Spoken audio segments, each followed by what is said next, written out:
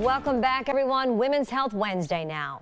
March is Colorectal Cancer Awareness Month. And while it is the second deadliest form of cancer in this country, it is highly preventable with screening. And yet more people in younger age groups are being diagnosed before the recommended screening age. So what can we do?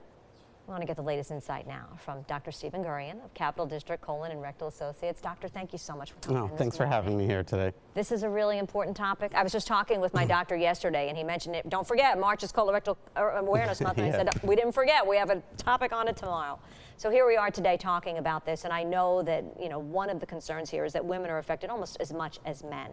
The screening age is so important because screening is everything for this type of cancer.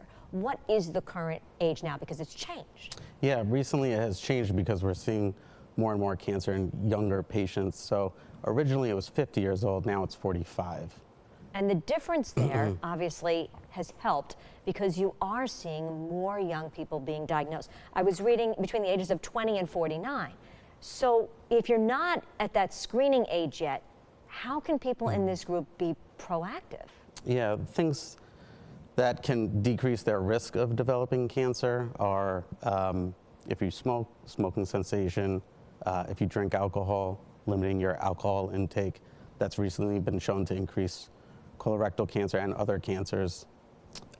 Limiting your intake of red meats, processed foods, and having a healthy diet, high fiber, raw fruits and vegetables. Now, we've put some of those risk factors on the screen for everybody to see.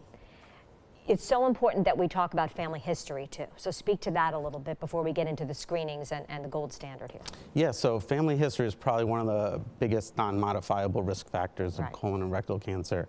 If you have a first-degree relative, you really should be getting screened at an earlier age. Even polyps, something that people don't really talk about with their family members is, oh, I had a polyp or a large polyp. That actually decreases the age of when you're supposed to be getting screened for colon cancer. I see. So it's so important to talk to your family then and say, okay, so thank goodness nobody's had cancer in the family, but when you go, have you had polyps? If they say yes, you need to bring that information to your doctor. Yeah, and that's relatively new too, so a lot of people don't talk about that. I'm so glad you mentioned that. So let's talk about how we can find any problems. The colonoscopy, gold standard. Gold standard. Now, we call it a screening colonoscopy, but I kind of feel like that's a misnomer because it's really preventative too. Yeah.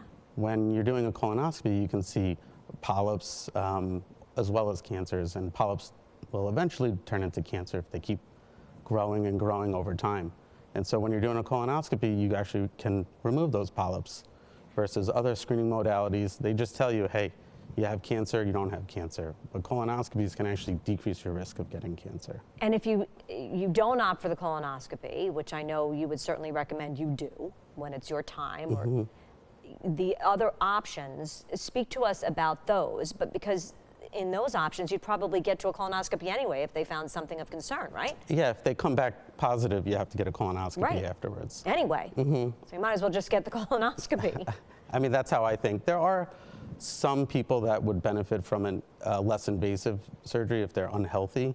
But for the most part, if you're average risk, I still recommend a colonoscopy as the gold standard. Yeah, people worry about the prep. I know that's not the fun part, but really beyond that, this could be something that saves your life. It could be, yeah. It's something that's preventable, and we can find it early. And sometimes you can just get it treated with just a colonoscopy if it's really small. Thank you so much for coming in. I know, did it go fast for you? I told you when we talk about it, it's quick. Oh that's it. Oh my God.